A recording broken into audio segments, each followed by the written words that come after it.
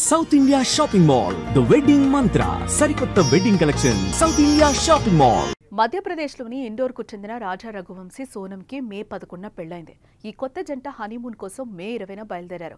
మొదట గువాహటి మీదుగా షిల్లాంగ్ వెళ్లి కామాఖ్య అమ్మవారిని దర్శించుకున్నారు. అక్కడి నుంచి చిరపుంజిలోని సోహ్రాకు బయలుదేరారు. ఇందుకోసం ఓ యాక్టివాను బుక్ చేసుకుని బయలుదేరారు. సోహ్రారీం అనే గ్రామ సమీపంలో వీరు నడుపుతున్న యాక్టివా కింద పడిపోయి ఉండటాన్ని పోలీసులు గుర్తించారు. తల్లిదండ్రుల ఫిర్యాదు మేరకు మిస్సింగ్ కేసుగా నమోదు చేసుకుని దర్యాప్తు ప్రారంభించారు మేఘాలయ పోలీసులు.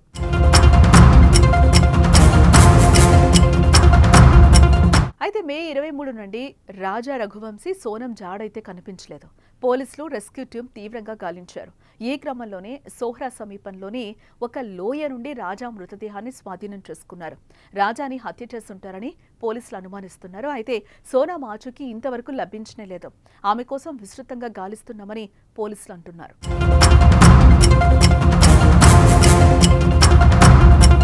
తన భర్తతో కలిసి కనిపించకుండా పోయిన సోనం ఆడియో ఇప్పుడు సోషల్ మీడియాలో వైరల్ అవుతోంది. ఈ క్లిప్లో అటవీ ప్రాంతంలో ట్రెక్కింగ్ చేస్తున్నప్పుడు సోనం ఆమె అత్తగారి మధ్య జరిగిన సంభాషణ ఉంది. మేమిప్పుడు గుట్టపైకి ఎక్కుతున్నాం, తర్వాత మాట్లాడుకుందామని సోనం అంటే, అత్త మీరు ఈరోజు ఉపవాసం ఉండాలి అని చెప్పింది. దానికి సోనం మాట్లాడుతూ, అవునవును, ఈ విహారయాత్ర కోసం నేను నా ఉపవాసాన్ని మానుకోను, చేస్తానత్తయ్య అని సమాధానమిచ్చింది. ప్రస్తుతం మేము దట్టమైన అడవిలో ఉన్నాం, ఇక్కడ ఏవి అందుబాటులో లేవు, కొండ నిటారుగా ఉంది, ఎక్కడం చాలా కష్టమని నేను మీ అబ్బాయికి చెప్పాను, కానీ అతను నా మాట వినడం లేదు, నేను అలసిపోయాను, ఇక్కడ ఆహారం కూడా బాలేదు, నడుస్తున్నప్పుడు ఊపిరి పీల్చుకోవడం కష్టంగా ఉంది అని సోనమ్ము అత్తగారితో చెప్పింది.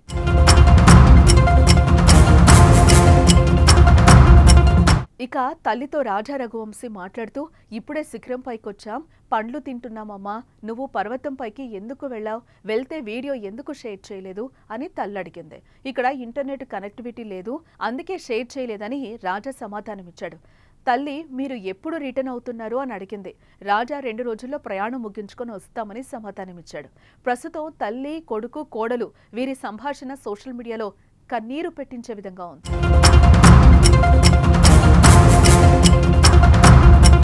పోలీసులు స్థానిక గ్రామస్తుల సహాయంతో మే 24న గాలింపు చర్యలు ప్రారంభించారు.